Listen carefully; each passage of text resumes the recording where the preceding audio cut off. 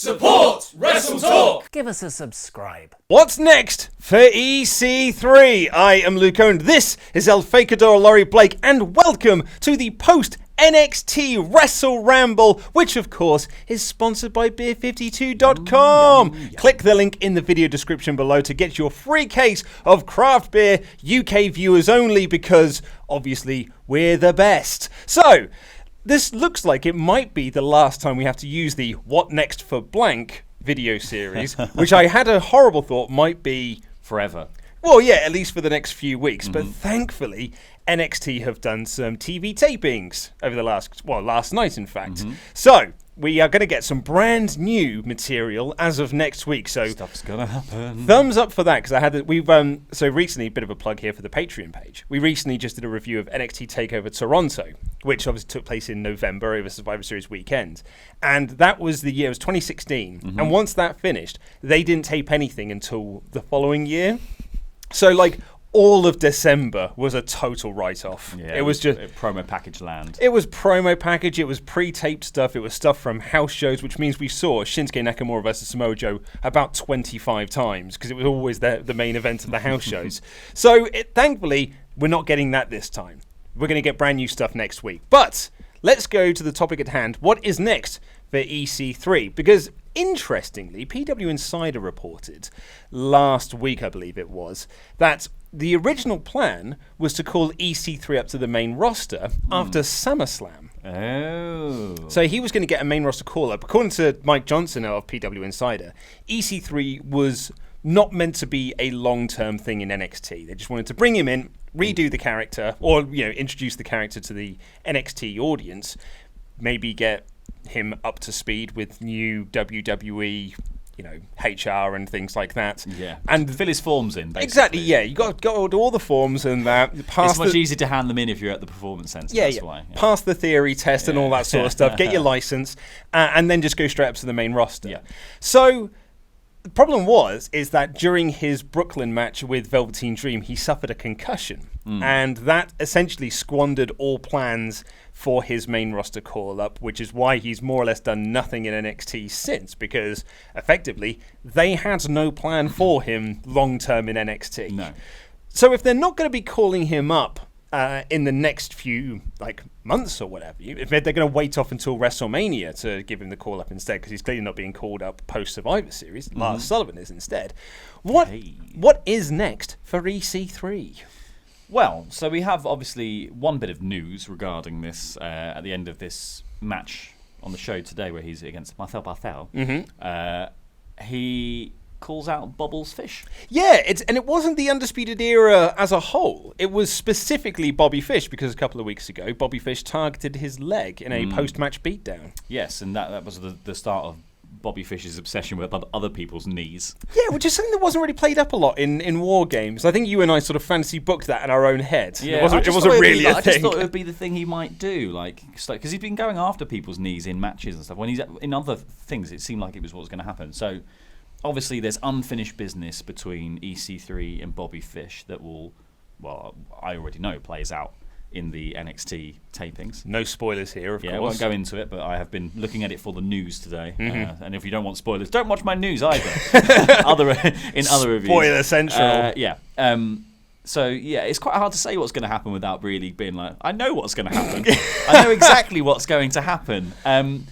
But I also think this is sort of a placeholder thing for him to do for the next 4 weeks or whatever. So that will take us up to January, and then I don't know what they're going to do with him after that. I think it's just maybe another shot at the North American title, but in just one of those challenger matches that doesn't really go anywhere. Probably on TV rather than a takeover. Yeah, I could definitely see it being a TV thing, very much a TV-based feud. Yeah. Unless they're going to do a bigger match at, is it Phoenix, the next takeover? Let's say it is. Is that the WrestleMania one, though? I'll tell you what, I'll do a quick... I'll do Google Live on air. So, whatever the next takeover is, I imagine that you could do another multi-man North American Championship match, because that's just a fun... I don't think there's any sort of... Beyond the Dunn, maybe they'll do Dunn and Ricochet actually. So maybe that's completely squanders what I was just thinking. Well, you need to fill some time because I'm still googling. But you could, if you were not going to do that, you could do a a multi-man North American title match, or you could even do like a one for the main title. It is He Phoenix. could be in. It is Phoenix. And when's that? Is that? That is in January, yes. It's That's not WrestleMania weekend. No, so it's the end of January. It's Royal Rumble weekend. It's the end of Yeah. end of the Rumble, or before the Rumble, rather. So yes, so they're probably done Ricochet, maybe. Or they might save Dunn and Ricochet one-on-one for the WrestleMania weekend. That's what I was thinking, and do the triple Yeah. threat with Cole. At least that's sort of like the direction that you feel like they're heading into, although I could very much be wrong on that one. But yeah, so EC3 had a good TV match. This was overall a solid episode of NXT. And it's Impact for a second then. Still solid. It's 'cause EC3 on the brain. This was what is Luke doing in the Impact Zone? This was a solid episode of NXT. It was a taped house show, more or less, where they did a few matches here and there. Nothing was really advanced. No. Like, nothing was really done. There were some backstage bits and pieces, but this was a placeholder show to get us through until this new set of tapings. And you can tell because the lights on the ramp were too bright.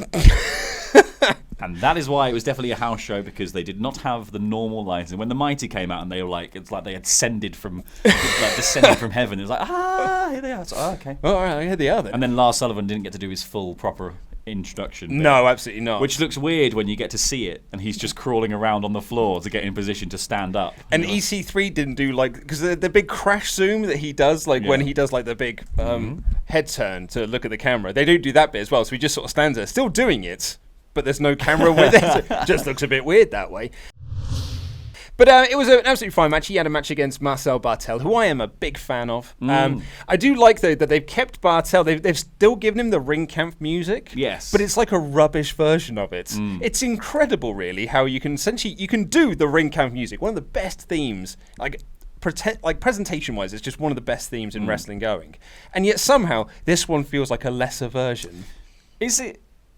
It's a natural piece of music, right? Yes. So WWE have just gone for whatever the first unlicensed bit of that music is. That would be they my found, guess, and yes. just gone, that's one. That'll do. But that's interesting with him as well, because I was reading on Wikipedia earlier in my bit of research about like other things, and it just said he was signed specifically to NXT UK rather than NXT America brand. So that would make sense, I suppose, because if with Volta going across to NXT UK specifically, like he's not going to be part of the US takeover. I mean, Dave Meltzer was saying in the Observer, the plan with Volta and the deal that he's got, that WWE were offering him contracts all year long, essentially. Like from WrestleMania onwards, they've been offering him contracts, and he's kept saying no. This one, nope, 9. Absolutely This one, not. 9. 9. Do This, not want. Do 9. not. No thanks. I'm good, tar. The reason being is because he didn't want to. Just doing that and just going. No thanks. It's because he didn't want to move out of Germany. Yes. So this deal that he's got with NXT UK is, thumbs up, because he just has to go over to the UK to do TV tapings and the takeovers that they're doing. If we're going to get those on a regular basis, I guess we're getting the first one in January. And then he can just go back to Germany and work with WXW, who have a working relationship with WWE. So he can continue doing stuff with them. But Dave Meltzer did say that there's a possibility he still could do US takeover shows if there ever was like a crossover between UK takeovers and US takeovers. Yes, certainly. So, and I guess that Marcel Bartel being sort of assigned to the UK brand makes sense in that way as well, because you can team those two up together and be like, your evil foreign heels, which is most likely what they'll end up doing with them. No. On a week where it's Dijavoc. Yeah, we'll get into that, I suppose. We'll come to that bit. Just to make sure he's very foreign sounding. I think my prediction for EC3 and what is next for him, aside from all the bubbles stuff with UE, I imagine he's going to be a surprise Rumble entrance. And I think, and most likely, in the number 3 position. Oh, yeah. That would be my guess. And then that would essentially be his, not like an Adam Cole Royal Rumble appearance we got last year. This would be like an actual Royal Rumble. Here is his debut. He's now going to be part of the main roster. Yes. And then perhaps they can play the story of because he's in the top 1%, you can have Raw and SmackDown. Like he's, deciding which brand he wants to go to between Raw and SmackDown. And then that can build to a WrestleMania match. or most likely the Battle Royal that goes on the pre-show, because that's a stacked old Mania card already. So I think that's probably where I'm thinking EC3 is. That's it really, if Johnson's report from PW Insider is correct, and that EC3 is not long for the NXT brands. I can see him not being. I just feel like he's got the look of a main roster guy. He's definitely someone that Vince probably has seen and gone, yeah, I want him. I'll have one of them, please. I'll have one of them and one of these Lars guys. What is it? The big one with the pants, the one with the red trunks. That big one. I want this other one. This sort of weird brown one. Well, Triple H is hiding away everyone else, going like, no, don't look over here. Yeah. What's over in that their locker room? Nothing, absolutely nothing over there. Just pushing Keith Lee and Donovan Dijak. Get in there, hide. So let's crack on with the rest of the NXT review. Psych! Before we get into the NXT review, we've got some $25 and above Pledge Hammer shoutouts to do. If you want to become one of these awesome Pledge Hammers, all you have to do is become one of our Pledge Hammers over on Patreon and donate at a $25 amount to get your name read out, or you get loads of other perks. $5 will get you the WrestleRamble Extra, $10 will get you Ramble Club, all these other really good bits and pieces. So, let's see who is on the end of our list. Up first, Bull Lift Club leader Johnny Motta. Oh yes, Johnny. Well nice done, job. Johnny. JVF Jack Van Fleet. Oh, Jack Van Fleet. Jack Van Fleet. He's always got good suggestions. Jack Van Fleet. Colin McLeaner than Finn Balor. Oh, he's lean. Colin. He is lean Finn, but no, Colin. Incredibly overworked nickname. Colin is much better. John Secret Santos. It's a bit like Secret Santa. It is. Yeah, it's a bit like it. Big Apple Takedown, Lindsay Monroe. The Big Apple Takedown, there it is. Reading that on Ramble Club. Butter Me Up, Soren Nord. Oh, butter me up, mates. Butter me up. Harry and the Hendersons Burgers. Yeah, it's an old film. You might not remember it. Robin Banks, Lee Roberts. It's sort of like your surname. Kind of. Oh, we're not good at puns. Sayonara, I'll try that again. Sayonara, Cyan Grant. I think that's Kane Grant, but yeah, sure. Oh, it might, yeah. Yeah, it's probably Kane. If it is, then I'm going to have to change that because Sayonara doesn't work. If I'm very bad at names. Someone has been emailing in, and their name is not spelt the way that it's said. Right. It's spelled CEM, but it's pronounced GEM. Oh. Like Chem. And so I've been calling him Sem on the podcast, and then thankfully he emailed and be like, "You're an idiot. You keep saying my name wrong. This is not the first time I've told you this either." And I'm like, I mean, thank you for pointing that out, and I apologize for saying your name wrong, but do remember I'm very bad at my job. If you're going to email in and you've got a name that just looks like this idiot here can't read it out properly, just spell it out phonetically. Do phonetics, because Luke is stupid. I'm a massive moron. Like, it's just easier this way. But anyway, sorry, where did we get to? Ryan B. Bad! Oh, he's bad. He's bad, baby. This is a tasty Tim Heidenberg. It's a Pulp Fiction reference. Probably better than Kyle Philip O'Reilly. Oh, that's strong, because Kyle O'Reilly's very good. Yeah, but air guitar. You probably are better than him. Michael Mislaine McKees. Like when you lose your keys around the house. There is no S in his name either. Owen Morgan. That's right. You and me both, brother. We've got no S's in our names. Owens Morgan. No S's in our names whatsoever. Luke Owens Morgan. So thank you very much for all of our Pledge Hammers. If you are one of our new $25 and above backers, we will see you next month. So yeah, this was a pretty standard episode of NXT. Solid matches, nothing really groundbreaking or anything like that. But I did enjoy the first match between the Yard Bastards, Danny Burch and Oney Lorcan, versus the Mighty. Now it's interesting, again, bit of a plug here for that Patreon podcast that we did with NXT Takeover Toronto in 2016.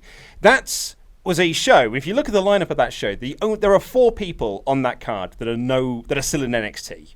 And those are Johnny Gargano and Tommaso Ciampa. They wrestled as DIY against the Revival in a terrific match.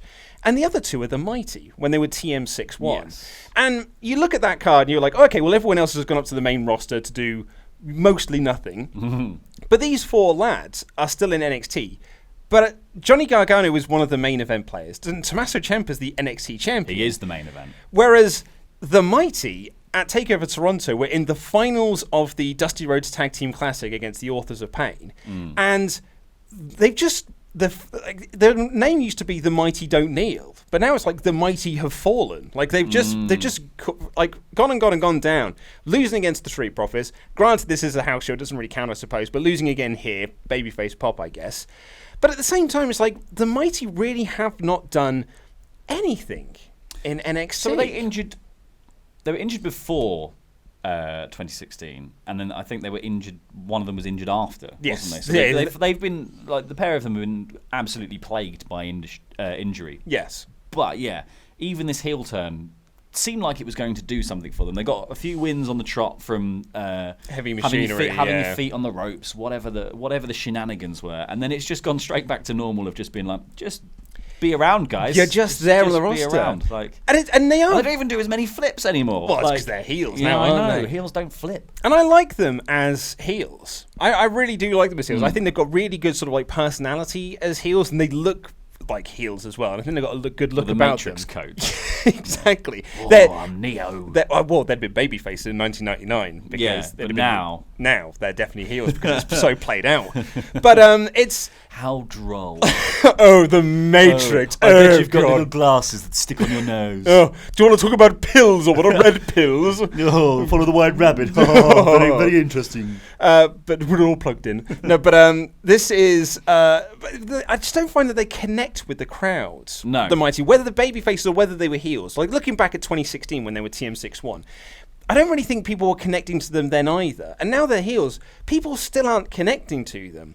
And it's getting to the point where I feel like the Mighty are, and we actually talked about this on the Patreon podcast, I have a bit of Apollo Crews vibe about the Mighty, in the sense that they came in with lots of like hype about them. Pyro and Ballyhoo up the wazoo did the Mighty Don't Kneel come into NXT. And maybe it's because of the injuries, maybe it's because of the presentation, but I really don't feel that they have lived up to that hype of when they came in. Yeah, I mean, even like the beatdown at the end of this match just didn't get anything from the crowd. The crowd just sort of went, "Oh, that's happening." Like even though it was Lorcan and Burch, like who are pretty damn popular nowadays. Like, yeah, everyone just sort of watched that happen and was just like, okay. That's happening then. Yeah, and I think like with the Mighty, they are like there's quite a lot of tag teams in NXT, which is very much a good thing. But I don't think I would place them above the likes of Street Profits, Heavy Machinery, Burch and Lorcan, or several others in line for tag team title shots. No, I think they feel very far down the pecking order. They are a safe pair of hands to feed people up. Yeah, aren't they? Really. Absolutely. And also, like, you've got to have someone. When the Undisputed Era kind of, as the tag team champions, are feuding with other champions, you've kind of got to have someone holding down the fort down the other end, being the heels still. So I guess that's kind of what their role is here. Yes. But it's weird to just, keep putting them in these matches where they're just obviously going to lose. Try and get a bit of cheap heat at the end of it, blah, blah, blah, blah. And obviously, it's mostly a filmed house show, so it's not really a big deal. But, like, it feels like they're trying to make them something. They're not quite managing it. Why don't you just use the Forgotten Sons or someone else? God, I forgot about the Forgotten Sons, ironically. You know what I mean? Like, there's so many other people in this division to just do this stuff with. And obviously, like, most of the big, strong teams at the moment are faces. Yes. And that is a bit of an issue.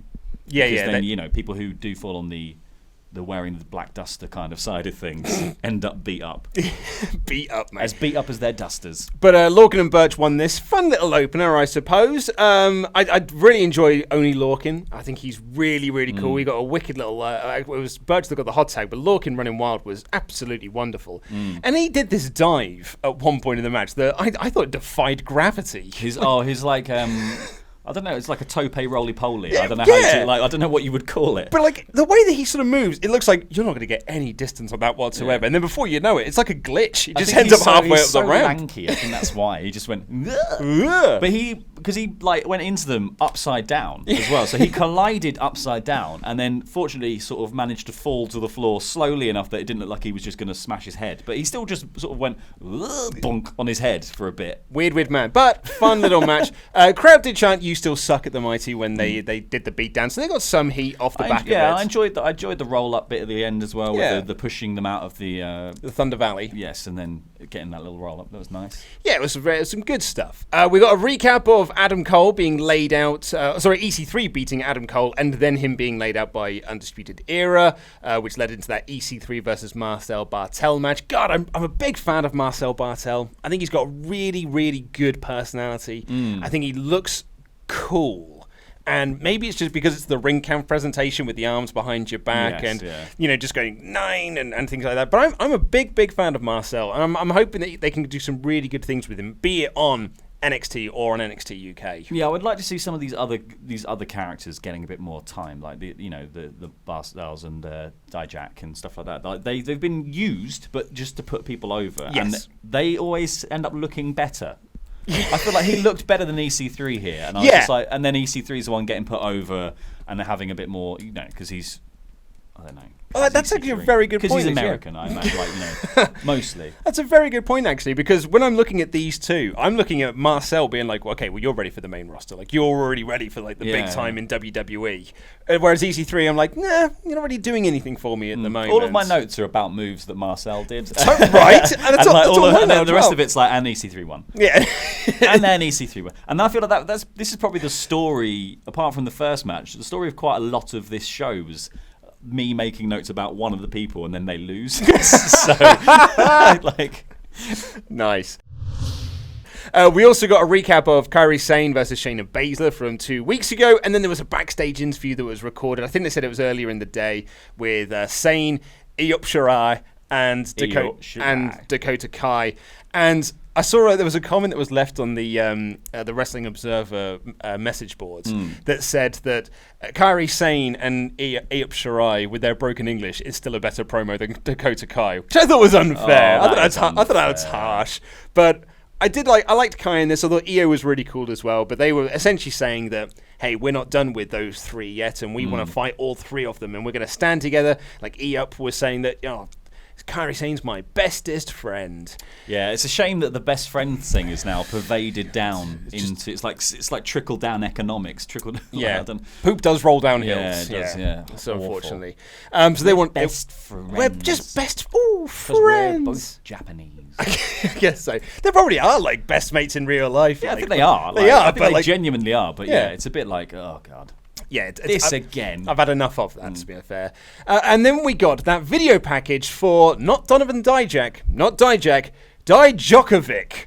Cool video package, dreadful name. Donovan Dijak is such an easy to say name. It's a good name. And it's a great name. It sounds cool. It's a cool wrestling name. Dijakovic is just like labouring the point of like, did you know he has a foreign surname?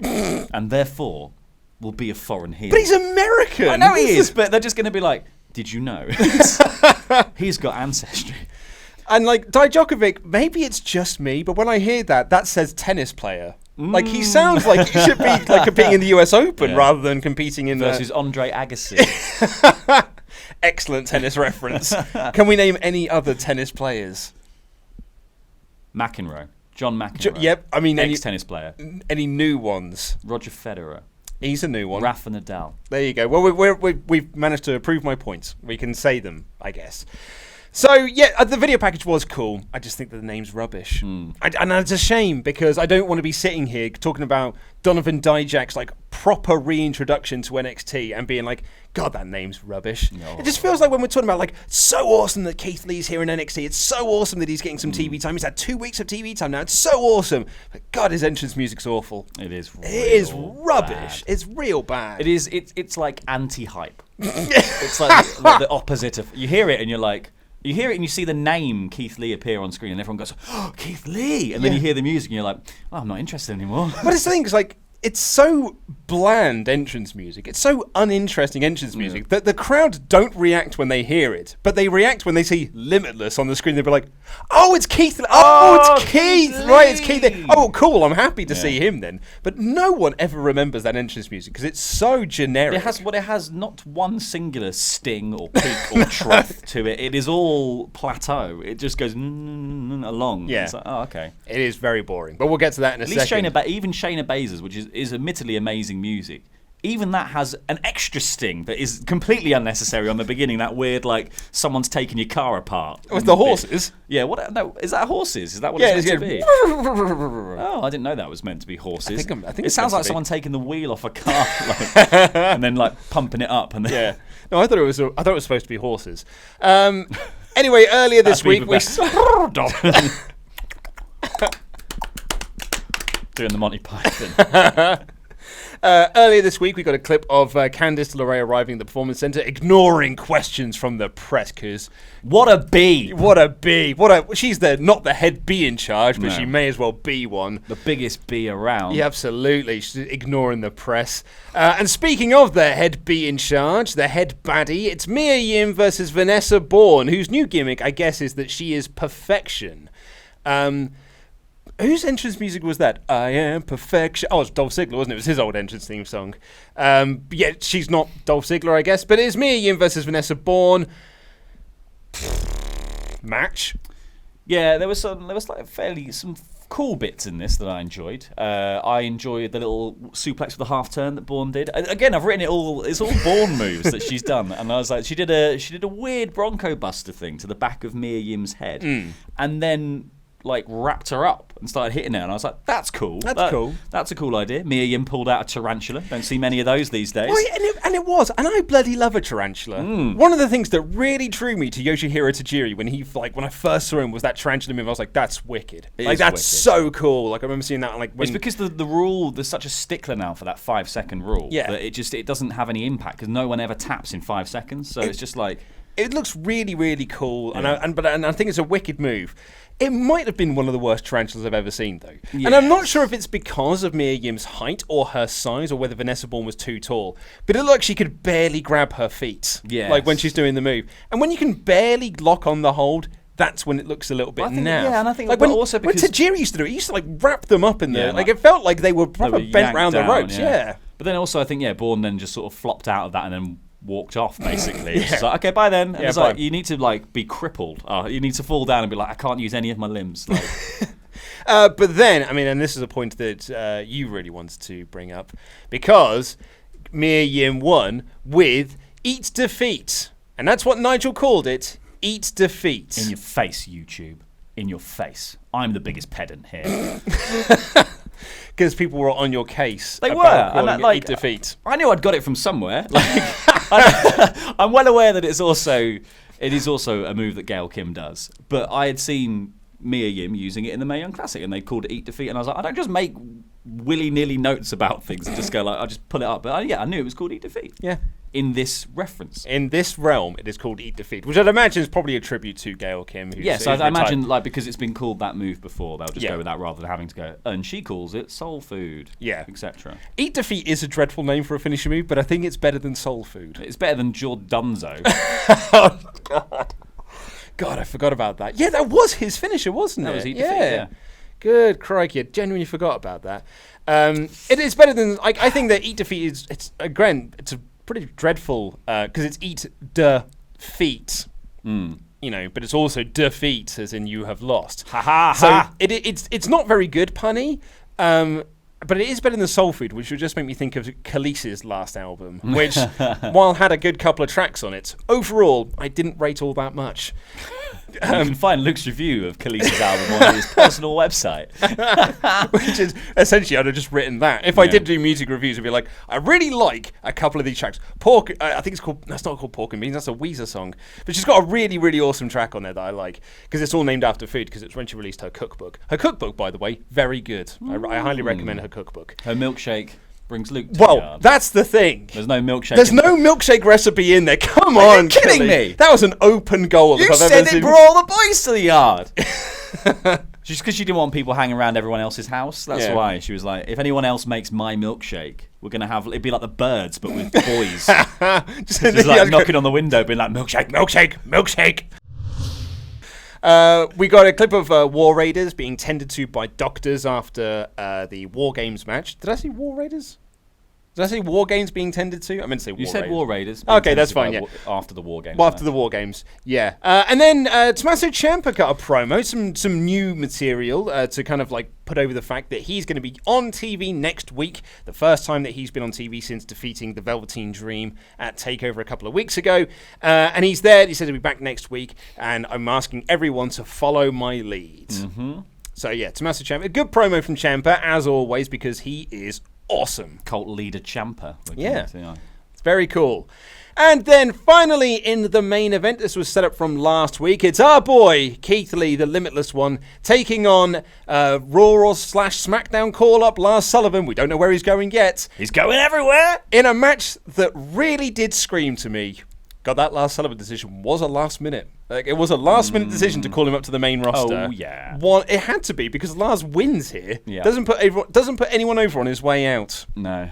What a scumbag. What a scumbag. God. My other note... Never broken into this business. My only other note here is that I've just written, in reference to Keith Lee's music, this morning when I watched it, Keith Lee's music is very polite. Which, in fairness, does reflect him as a person because he is one of the politest people I've ever met. He's a wonderful human being and just genuinely lovely. So maybe that's why his music fits him. Yeah, Keith, just ask them to jazz it up, man. Like, let's get something going. But he's too polite to ask. I know, that's probably it. Doesn't want to knock on CFO Money's office. Yeah. Be like, sorry, guys, can I just ask you to? Do you mind just jazzing this up a little bit? Can we do what essentially we did with Samoa Joe's, where he had that rubbish entrance music, and then he went in, and Joe, obviously being the Samoa Joe, when it was like, "This is crap. Do it better." Keith, he was, sorry, guys. Sorry to bother you, but I mean, could we do something? Maybe not. It's fine. I'm happy with it. Do you know what? I have found my limit. It's this conversation. Bye. But this was like, it was a good meaty man match. Some shoving, some pounces, kickouts at one, moves. I thought Keith was cool. And actually Lars, credit to him, I think Lars is actually, when he's in the ring with the right opponents, and actually, in fairness to Lars, I don't think he's really had bad matches. No. Because he's usually in there with very, very good people. And I'm not suggesting that people are carrying Lars to matches, because I think Lars knows what he's doing. Yes. I think he knows how to wrestle with his physique and his size. And he's very good at doing that. And he's a very, very good presence. Yeah. But again, I think we've said this before, Lars is one of those guys, if you're looking at the list of NXT people, he's not the person I'm looking to call up next. No. I'm looking at like probably 10 to 15, maybe 20 other people before I get to Lars Sullivan. Yeah, exactly. But he just fits a profile that they know how to work with on the main roster for no reason. Yeah. To the detriment of everyone else. The problem with Lars, though, I think, and the reason it seems like he doesn't know what he's doing to everyone is because when he is in there with other people, it's such random chances because it just goes, it's like nobody, Ricochet, you know, like, or Aleister Black, or it's like nobody, he's in this ladder match, nobody, Keith Lee. So it's just, you're just watching him squash people and not do anything. Yeah. Just in like 4 moves, and then he gets in there with someone else, and you're like, oh, he can kind of like work with them, and stuff happens. And you're like, oh, he actually does know how to wrestle. It's like, why don't you just wrestle more of the matches? And I was surprised. I going into this, I didn't know the results from the house show that they taped a couple of weeks ago. But going into this, based on the stuff they were promoting last week, I thought this was going to be the majority of the show. Like, I was ready for this to be like last week. 2 sections. Yeah, like 2 sections. You had 2 like squash matches or what have you at the start, and then this takes up half hour of the broadcast. But it didn't really. It took about like maybe 15 minutes. Yeah. Maybe less than that. I think it was about 10 minutes. Yeah, 10 minutes. And I think I'd have preferred this to have gone longer. I think I definitely could have enjoyed it going much longer, particularly if you could have had some more back and forth. Because while they did do the back and forth at first, it did just become Lars Sullivan neck cranks for a while, or Lars Sullivan putting in submission holds unconvincingly and just sort of holding Keith Lee there and Keith selling it really well. And then it was just like, I mean, I've got Lars grinds down Keith. Like, it's the majority of my notes. And then Keith does some of his athletic comeback stuff, doing his slingshot crossbodies, and he does this corkscrew tope. It's a corkscrew tope over the top, which looked amazing. They got a massive pop from the crowd, doing the pounce and things like that. Second rope moonsault. Yeah, and that's where, and he misses that moonsault. And you like, when he missed the moonsault, I was like, okay, cool. Now we're going to kick into the third gear of this match, and we're really going to the third act of this match. crank it up into 5th gear. Let's really go for this now. And then Lars hit the freak accident and won. And I was like, oh, well, okay. Cool. I was just about ready for this to get started. Yeah. And then it ended. So it's a shame. And as I say, like, clearly they had no plans to call Lars up. When they taped this. What were their plans for him within NXT? This is the other championship thing. Stuff. That's what we kept setting up before. Before Takeover. Why is he taking on Keith Lee, who doesn't like? Poor Keith Lee. Poor Keith, I know, right? And they were putting over as well, like, oh, Keith Lee's undefeated in NXT. Granted, he's had 3 matches, but he is undefeated in the whole time he's been there. But this was his first loss on the NXT. This is Keith Lee's first loss. And if you're going to put over that he's undefeated, this didn't really feel like, oh, Keith Lee's lost his first match. It was just, oh, Lars won, I guess. Lars won again, I guess. So, yeah, but it was a fine match. You know why he lost? He won, because there's no belt in the match. Lars only loses matches in which there is a belt. I see. It was funny, like Ollie... or another person to take the pinfall, ideally. Ollie Davis came into the studios today, and he was like, he was excited because he's Ollie Davis, and that's the way that his personality always comes across. But when we came in to record, he was like, oh, how was the last Sullivan Keith Lee match? And you can almost see that little twinkle in his eye. I've just been like, I might watch a bit of NXT. It might be good. I might watch some NXT for a change. And then we went... It's all right. Yeah, it happened. It was fine. Yeah. And I think that I was really looking forward to this being, like, as I say, a half-hour match, feeling like a takeover pay-per-view style match. But it was, in the end, just a 10-minute TV match with lots of head cranks. And I thought it was fine. Yeah, see, and that's the thing, is all that whole spot works perfectly in a much longer match. Yes. Because then you kick into the gear where people are just throwing moves at each other. Yeah. And they're getting all the close falls and Big stuff. But this just went like, we're kicking out a 1. I'm now holding your head for a while. Yep. You do some moves. I win. End of match. There you go. End of script. Really, we could be producers at WWE. Yeah, very easy. So that was this week's NXT. Perfectly fine, serviceable show. Looking forward to getting back on track next week. I'm really, really looking forward to just things happening and things moving forward. Well, from what I've seen, we are in for some very interesting episodes to come. Yes. Good. Can't wait to see them in motion rather than in picture form off some guy's Twitter. Yep. Well, I mean, it is 2018. This is sometimes just how we ingest these things. Someone sent me, apparently Becky Lynch did an Instagram story where she was taking the piss out of Charlotte Flair, essentially. Doing the Frank Grimes thing from The Simpsons, but like for Becky Lynch being like, oh, I'm stealing Becky Lynch's. I'm stealing Becky Lynch's character. Do I get a title shot now? Frank Grimes freaking out against Homer. But it's in pictures. But someone had recorded those pictures and then sent me the video of the pictures. And I was like... I mean, I guess it's 2018. Is this just how we enjoy things now? I just watch videos from a different social media channel of pictures. There you are. But thanks for sending it across. It's very meta, is the way that the world exists. Granted, I wouldn't have seen it because I don't know what an Instagram is, but I'm glad you sent it across because anything that's Simpsons related, I'm into it. But anyway, that's all we've got time for on this review of NXT. Click the videos that have just appeared on the desk to catch up with the latest WrestleTalk awesome things. Head over to beer52.com/WrestleTalk to claim your free case of beer for our UK viewers only, and click this button right here to subscribe to the podcast version with all of its exclusive intros and outros. I've been Luke Owen, this has been Our Fakador Laurie Blake, and let's hope next week's NXT has got more to talk about.